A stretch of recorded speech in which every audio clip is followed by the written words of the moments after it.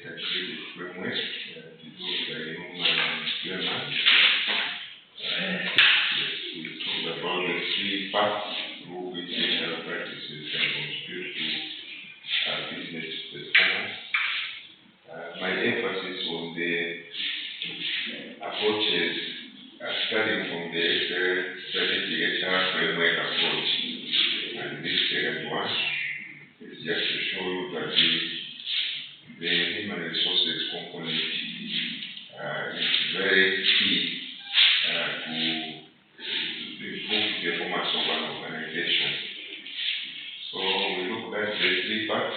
The first one was building organizational capabilities. Building organizational capabilities. An organization can be capable. It has the right human resources that will be able to build the capability of an organization. There are so many reasons, there are so many examples. Remember, I gave you this example of KFC. McDonald's. I said McDonald's. When we realized that the children getting food from McDonald's restaurants were getting fat and excited, they introduced a nutritionist in their restaurants who always advised what type of food and combination of the calories and the proteins in the food for the kids. I might have mentioned it on a different note, but this was one way of trying to improve the organizational capability. Capability means how able is the organization. If this institution, based on the would like to introduce a program that would be highly in demand by students, maybe prospective students, those that are not yet joined. Maybe they want to introduce a department of maybe economics or any other department that would be relevant to the outside world potential customers. They will have to first of all strengthen the organizational capability. You can't just start inviting students and you find you cannot train them, you cannot teach them. So, but it will require the right human resources. That's what we're trying to say.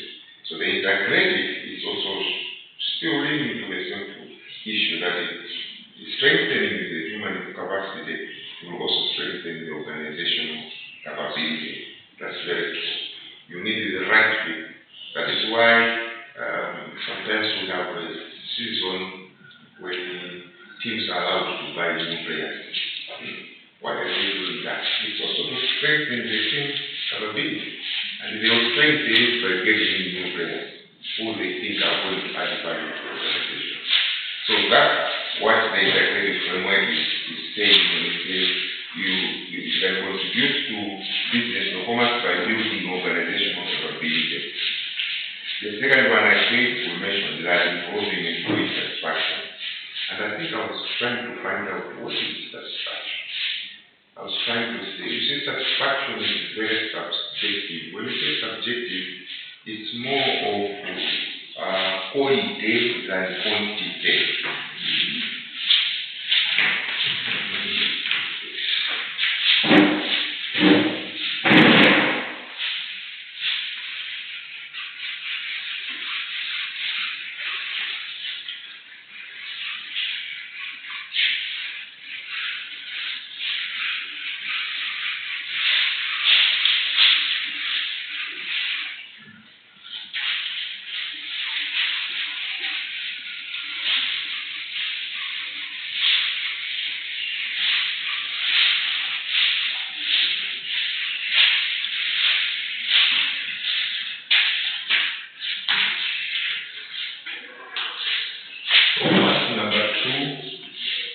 Number two, according to the integrated is improving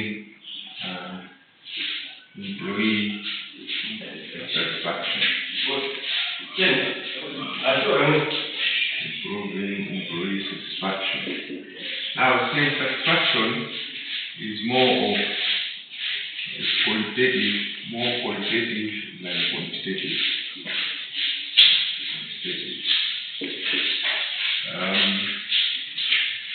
The question whether you're satisfied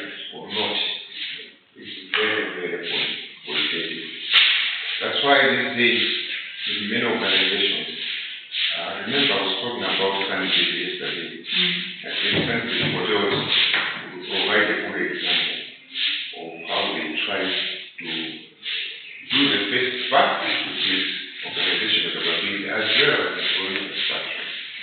What we are trying to say in this integrated framework is to say that a well-prepared and well-trained labor force will be very useful to organizational performance. So the employee satisfaction, as I was saying, as I'm just saying that it's very difficult sometimes to measure satisfaction. How can we be sure that this one is satisfied? Because it's more qualitative. When you see something, one can be satisfied with it, or someone cannot be satisfied with the same thing. So we are trying to improve employee satisfaction, because satisfied employees will be those that will contribute. They will contribute effectively to the organization. Employees that are always complaining, that are always not happy, that do not get what they want to get, will be dangerous, and they will not be very useful to achieving the organizational goals. That is part number 2, improving employee satisfaction. The other one is by shaping customer satisfaction. Customer satisfaction. You see, there is a great framework is looking at organizational capability. If the organization is capable, then 2 things will happen. It means the employees will be satisfied as well as the customer. And as I'm saying, the key word here is satisfaction. How sure are you? So the third part is customer satisfaction. That's the third. By shaping customer satisfaction. Shaping customer satisfaction. That's number 3. That's part number 3. Shaping customer satisfaction. So by shaping customer satisfaction, this is the third part where HR practices can contribute to business performance. 3 of them. HR practices should be aligned towards the first one, organizational capability. 2, HR practices should be there to improve employee satisfaction. Good working conditions, nice benefits, compensation, employee relations will yield employee satisfaction.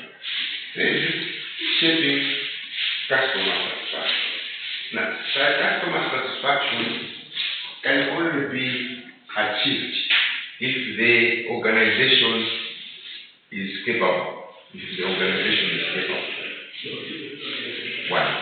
2, if the employees are satisfied. See, these are related. So the 3 parts are related. You can only achieve customer satisfaction if 1, the organization is capable of doing it. Some universities, private ones, maybe they don't satisfy our students because they are customers. So the problem will be the capability of that organization, the capability of that university. Does it have the right facilities? Is it offering suitable and attractive programs? Where is the location? How easy can the students reach? So the fact that this has to do with capability, and this has to do with the HR practice. Because when you are establishing, when you are instituting that university, you have to consider all these factors. How easy are the students going to arrive to the institution? Some universities may not be easily reachable. Because for you to get to that institution, it takes quite a help, and particularly in our country where we don't have streets that are clear labeled, maybe in area 15, usually you can say this is the road, this is, but it's not much. The moment sometimes I find problems to describe where we are. And to somebody who was saying, where are you working? You know, the rest of it, where is it? I would say area 15. They have started trying to locate the place. Area 15. Where particularly area 15? Then I start describing the route. If you take this route, you go this way, you just go a long fence. And then from there, after the fence, it's just a bit of diversity sometimes. The next street is called Gogojena Street. Yeah, Gogojena Street, the last of Gogojena Street where? You turn to the right to that.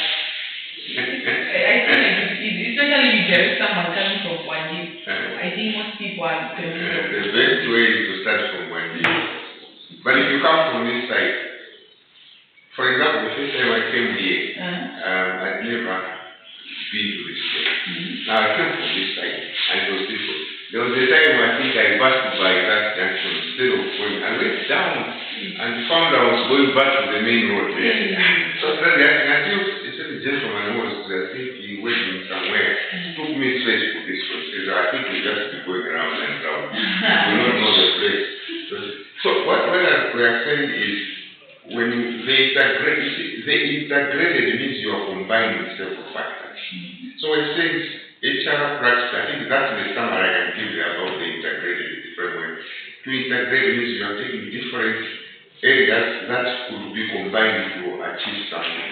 So the HR practices should look at the organizational capacity or capability, should look at employee satisfaction and also customer satisfaction. These things together, that's the integration.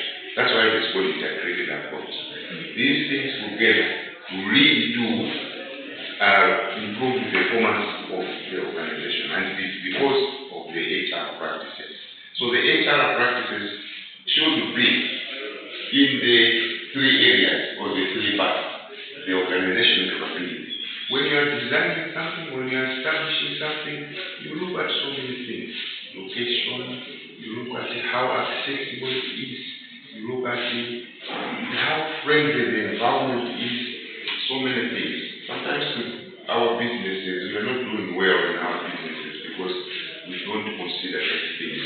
And also how capable is the organization. As I said, if we want to introduce a totally new program at this university, we must consider how capable it is.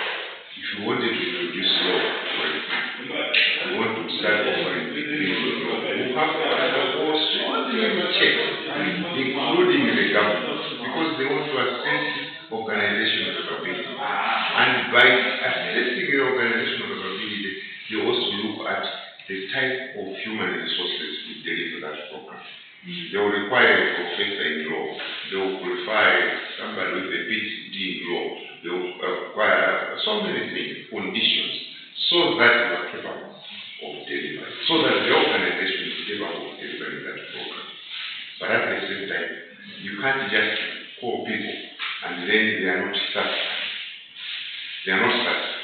I've seen a certain gentleman who resigned. Employee satisfaction is very important. Employee satisfaction is the same as job satisfaction. It's the same as job satisfaction. I noticed one manager resigned from where I was because of not being satisfied. So he was an economist. He had worked for a long time with the European Bank or whatever, but it was something like that. So he was quite conventional economist. Now he was given a position that did not match his qualifications, but he was paid quite heavily. He was paid very well, very nicely. So suddenly the guy decided to resign. So he said, why are you resigning? Is it a question of money? We can give you more. He said, no, it's not a question of money. It's a question of satisfaction. He said, what I'm doing and what I know studying, so I don't think I can stay here, even if you say we are going to give me a lot of money. So in short, the integrated framework is indicating the three-part values on that. And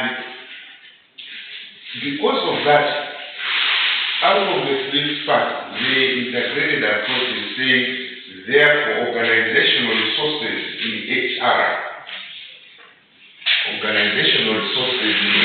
to support the three parts. What type of organizational resources in HR, what should they be designed to do? Therefore, organizational resources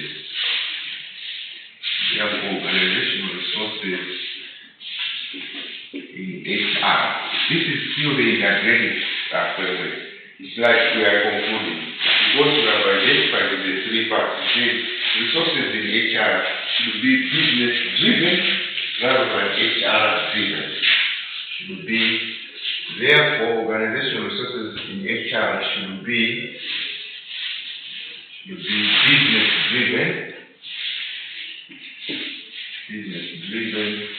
rather than HR driven. I will explain what that means. Because we want to ensure that we have organizational capability, and we want to ensure employee satisfaction, and we also want to ensure customer satisfaction, improving customer satisfaction. Therefore, the organizational resources should be in HR should be business driven rather than HR driven. What do we mean by this?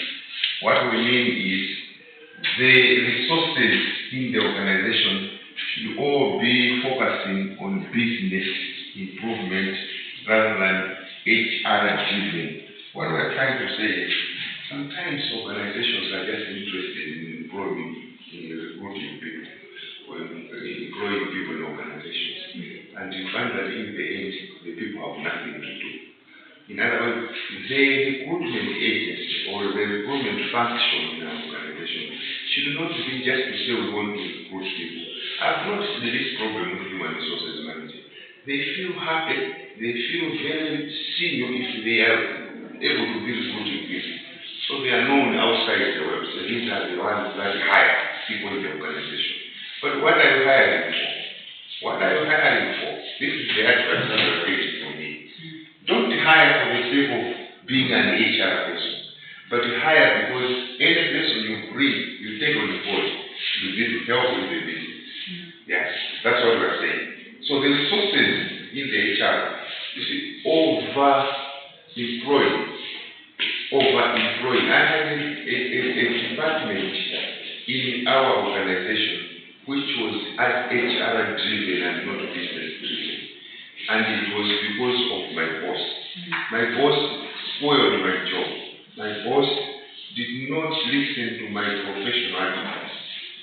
He established the department. He called it Total Quality Department. It was TQM, Total Quality Management. One, in our organization, there was no justification for having a whole Total Quality Management department.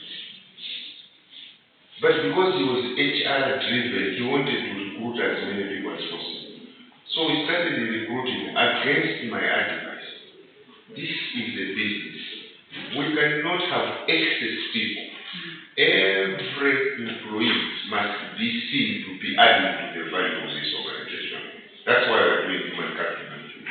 So this advice is saying that any policy in HR should be business driven, not HR driven. So we found that whenever we had said, let's recruit a Total Quality manager, and he said he would start calling me. I have also got some applications here. Some people gave me applications for that position because he wanted his friends and relatives and the children of his friends to join that department. I tell you that department was totally created to satisfy his ambition. It had no business sense. So we had a Total Quality manager given a company. We had a deputy quality manager we had this, so it was a department that had 12 employees. It was not making any business sense. It never brought in any value to the organization until it took some external consultants who said this department should go. You don't need protocol it as an independent department. You cannot establish a completely different department for legal services like at this institution. It would be a waste of resources. It means you are now being HR driven and not business driven. Because the type of people you should increase that in a place like this one would be lecturers because they would make business sense. Since these are the ones that have interaction with the student. So to me, increasing the programs and the number of lecturers would make a business sense rather than increasing a department, for example, that will be looking at legal issues where we have disputes with the students, we can refer them to our lawyers. So we have a department for what are they going to be doing? It will not make any business. So this is a very important point. The resources in HR should not be simply wasted on useless things. You can't have a small department having 15 people. I've seen it, and it happens. Sometimes you see businesses are not doing well because we have overstaffed the department. And this is very common with the public sector. These organizations that are run by government. See how many people are in ESCOM. ESCOM can operate with half of those people. I can tell you, if it was my company, I wouldn't need 1,000 or 5,000 people in ESCOM. I would need 2,000. But because now we are driven by HR process, because you as the human resources manager, you feel very important when people look at you and say, she's the employer, she's the, so that's employing without necessarily looking at why am I employing this people. That's the thing. So that's the first thing, that the resources in HR should be business driven rather than HR driven. This will lead to efficiency. Efficiency in the utilization of human resources, the utilization of HR, and it also ensure that we have value. It will ensure value. It will ensure value from the human resources available. These are the things that happen inside. Efficiency, utilization, because you're not wasting. You don't. It's not a question of the number of people. It's a question of the quality and their contribution. You simply need 11 players in the football game. You just need 11 of them. And you see, even if you had 22 one side and 11 on the other side, don't think the 22 will be all useful. They will not. So that's why we are saying the resources in the HR should be business driven rather than HR driven. Another point about the HR resources, according to the integrated framework, the resources in HR should be impact driven rather than activity driven. Should be impact driven rather than activity driven. Impact driven rather than activity driven.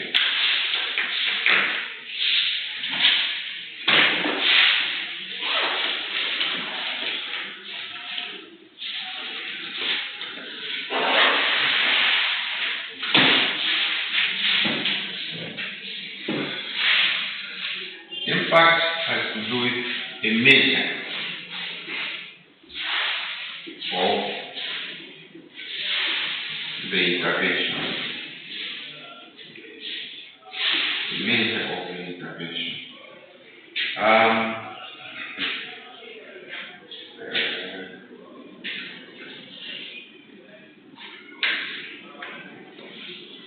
in business, you talk about an activity that has no impact and an activity that has an impact.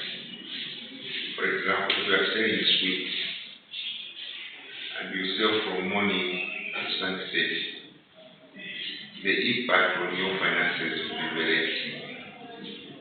You may have these school kids every day surrounding you, but you are selling sweets, and the returns on sweets are very small. So the impact, the activity will be high. Particularly if you take your sweets to a primary school, where you have 3,000 kids, during break time you will be busy selling. Some of them will be stealing from you. That's activity based. But the impact is very small. At the end of the day, you find you only have 45,000 pounds. Someone is selling something bigger. He may not have that activity, but the impact will be big. So he sells it once, and then the impact is so great. This is the strategy that is used in businesses. Sometimes you don't have to get worried. These people that are selling caterpillars, the tractors that are working on this heavy construction materials, they don't mind. Even if they sell one in a year, that will be enough to pay their staff, because the impact is so huge. They don't mind. Rarely will you go there and ask how much is this caterpillar, because one you can't buy it, and you just waste their time to ask. So many people don't go there. So if the government goes and says we want 2 caterpillars, it's enough. That sale, that transaction that has happened once will have a long-lasting impact. Actually, by just selling one caterpillar, it's enough to pay their staff. So, is it Caterpillar Masters? There is a company in Malawi which sells caterpillars. It's in Kanemo. I'm just forgetting the name. They open every day, but I tell you, don't think every day people come to us, because they can't buy caterpillar. For what anyway? And it's extremely expensive. So even if I went there, as I was saying, they will say, why do you want to know how much it costs? Are you going to buy it? So why should we waste our time? So we are looking at impact and activity. There are certain things that where the activity is too much, but the impact is so little. So this is also an HR principle. Let's not have just too many people pretending to be busy. And this is very common like in government. Right now, people have got files moving from this office to the other. But the impact that they want at the end of the day is useless. Nothing. It's nothing. So HR resources should be impact driven rather than activity driven. Impact. What is the impact? It may happen once, but the impact is so huge. It may happen, the frequency can be daily. People come into the office, but nothing. When I joined in my organization, because it's a huge one, and the moment you have so many people to look after, you should also expect that you have so many cases of disputes, relationship between employee and employer. I found 65 disciplinary cases not concluded. 65 of them, that's not, because every case you have to hear one employee after the other, and those 65 were from Longo Pros on, and we had some from Zoo, others from, because the final decision was coming from the head office. So the human resources managers in the other subsidiaries will just send reports. Okay, we conducted the disciplinary hearing, and this is the recommendation. So what I was supposed to do is to go through the report, to look at the recommendation, and also make my recommendation whether I agree with the findings to my bosses. And my bosses will now approve the recommendation to say, okay, let's terminate his service. So all the reports were coming from my office, and I will go through one by one. You can't take 3 at a time. So that the activity was huge, but the impact was very small. The moment I joined and I came to office, I could see so many people say, no, I was here 6 months ago, the decision has not yet been made. So the activity can be there, but the impact is more important. So resources in HR will be impact. Let's not just pretend to be busy when there is no reply, which is very common in this particular part public sector. They are always, if you go to road traffic now, you find these officers, the road traffic people, in very beautiful uniform. But they're just moving from one office to another, greeting each other. People are just outside. So the impact will be very small. But the activity is so. So HR practices, the resources should be impact driven rather than activity driven. The third one should be the activities, the resources in the HR should be forward looking and innovative rather than backward looking. Should be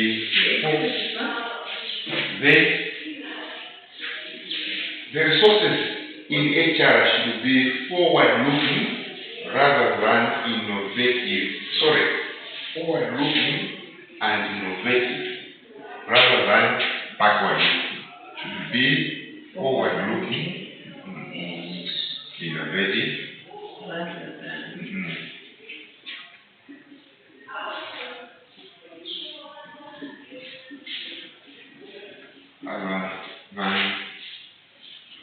backward looking.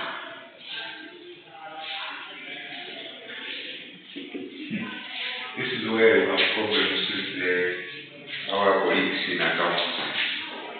Our colleagues in accounts are backward looking. They will call auditors to do something that happened last day. And they will pay millions to these auditors. Auditors are not cheap. They are not cheap. But they are backward looking. So here, this is advice to HR. If you want to get value, let's be forward looking and innovative rather than backward looking. Yes, it's sometimes important to look at our history, but it is also very important that we should be forward looking. Let's look forward. Let's be innovative. This is why CDCO, the human resources in CDCO, are forward looking and innovative. They are looking at what will be the weather like in the next 5 years in Malawi. Though we are noticing that rains are a month late. In the past, rains used to come in October, then November, now December. Shows the rains will be coming in January, and the period is the same. So when the rains were starting in October, we had a longer rainy season, October to about March. Now, the period that we have rains, because the rains are not extending. When they start in January, I don't think they will end in May. It will still be around March. So the period that we have rainy season is becoming shorter. Now, HR resources should be forward-looking and innovative, so that we still get back to that path of organizational capability. That's why you find that CDCO is always looking at how can we align our resources and people to make sure that we handle the climate change. Let's develop a maize seed variety that can mature in less than 3 months. You see, the local maize in Malawi used to take 5 months. We planted in October, November, December, January, February, March, about 6 months, close to 6 months, 5 to 6, which is 150 to 180 days. The advantage of the local maize was it was resistant to attack by weevils. That's why it was easy to store the maize in something that we put outside. It was very hard because it took so long to mature. It's a hard seed. So the weevils cannot easily attack the maize. But now we cannot rely on that one. We cannot be assured of having rain for 6 months or 5 months. So the shorter varieties have a disadvantage. You need to treat them. A maize seed that matures in 60 days or 90 days, just know that the seed is not hard. That's why they are easily attacked by weevils. So we are trying to improve one situation, but we're also creating another problem. So what we mean by saying HR resources should be forward-looking and innovative, it means let's be looking at the future. The human resources should be trained and developed. That's why it's training and development. To consider eventualities, to to foresee what is going to happen. That's why sometimes we have predictions. Like this year, we are being told that we might be hit by another El Nino, we might be hit by this disaster. It requires forward thinking and innovation, rather than backward looking. That's why I'm saying the problem with our friends in accounts is that normally they look at what happened last day, and they discover somebody so mad. So they will punch that one today and not last year. But we in human resources must be forward looking rather than backward looking.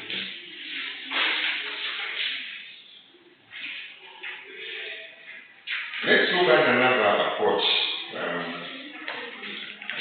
What I was almost forgetting, but it's just for 1 hour today. Let's look at number 3, which is the human capital approach. Now, this is specifically the name of our course, the human capital. So, this is the third one. First one, strategic HR framework.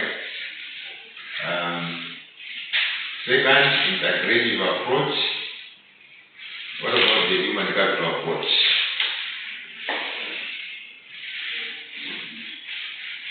The human capital approach. Now coming to human resource training and development. The human capital approach was developed by Friedman and James in 1998. Human capital approach. Friedman and James, 1998. It's called the human capital approach. I think from the way you go, and since we have spent a lot of time on human capital and its relation to human resources training and development, look at what I said about this before. Capital is value. Now we agreed. I think it's very clear that I've said capital sometimes becomes obsolete. We mentioned this one. Obsolete means there is a time that your value will no longer be in use. The same thing. There is a time that what I laid so many years ago is no longer needed now. Now we need somebody who is a human resources manager who is computer literate. There is no question about it. So if you don't have the skills, computer resources, computer skills, you may not be marketable. So they will ask you, yes, Mr. Mlenga, you did human resources, yes. When? Oh, so many years ago. Did you do computer packages? No. Thank you. Will not take you. Because what you learned so many years ago is no longer valid. So what I want you to notice here is the human capital approach is trying to say humans are assets. Human beings are assets. That's the first thing. Human beings in organizations. These ones we call employees. In organizations are assets, not costs. So next week we will look at when we meet next week, we will look at the measurement. It's what we call the human capital monitor. It was developed by Andrew Mayo. Andrew Mayo developed how we're going to measure. Okay? So it looks at human asset worthiness times the individual asset multiplier. I think we'll have to do that next week. That's how to measure. There are so many ways of measuring the value of people in organizations, but I find Andrew Mayo's one, which we'll look at next week, is very clear. It will not confuse you. We'll have a formula for measuring contribution of someone. Human capital measurement would be something like what Andrew Mayo, because it's human capital monitor. You look at the investment times the output. That's what we look at. So here, the human capital approach is also helping us. It's an approach, but it is also saying we should look at human beings as assets. And when we talk of an asset, we are talking about something that is valuable. anything that you have which is of value to you is an asset. And should you lose it, you complain so much. But anything that you have which you don't think is helping you is beneficial. Even when you lose it, it is no longer an asset. It's not an asset. So you have everything, whatever you have, your belongings, your clothes, your what. There are certain things where if you don't see that thing on the day, you start to say, where's my thing? Where's my phone? Then it's an asset. Because you can't spend the day without having a look at it or using it. So anything that belongs to you, which you value, becomes an asset.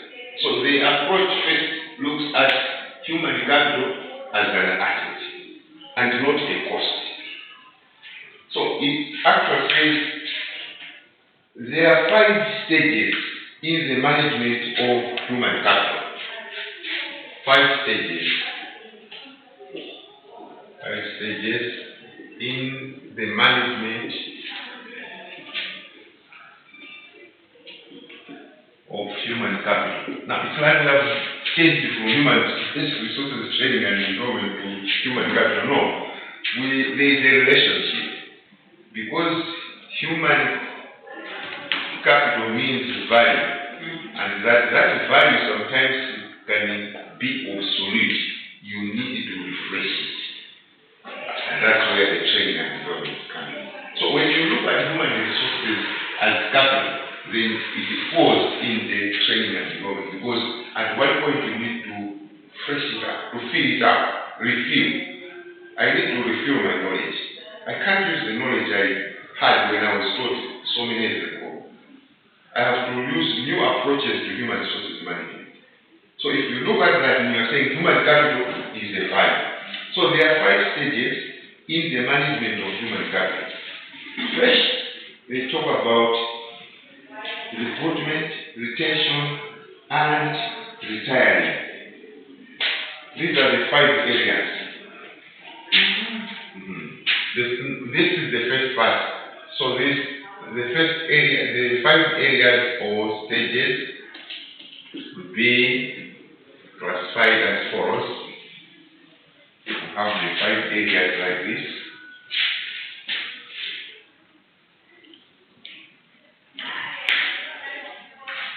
First is recruitment, retention, retiring. 1. Recruitment,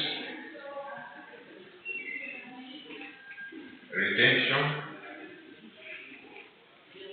retiring. The second one is reward and performance management. 2 is reward and PM. PM means performance management. Number 2 is reward and performance management. Number 3 is career development, succession planning, and training. Career development, succession planning, and training.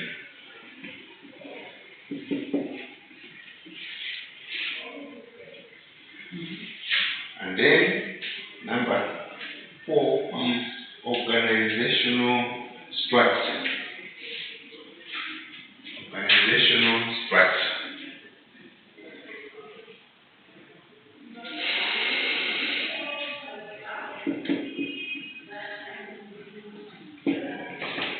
And then number 5 is human capital enablers.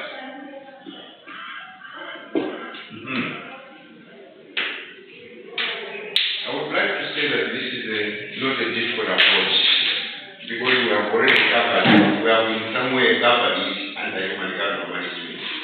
So when it is coming to training and development, you just have to understand these stages according to Friedman and James.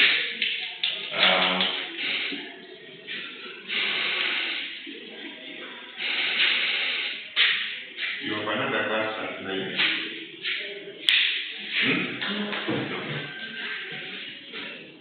So why are we having human capital and human resources training and development according to Friedman? He is saying that it all starts from the recruitment process. This approach has to do with managing capital, managing your value in people. The managing of value in people starts from the recruitment and the retention stage and the retiring. That's the first stage. When you are recruit people that are potentially going to assist or to bring the expected value in the organization.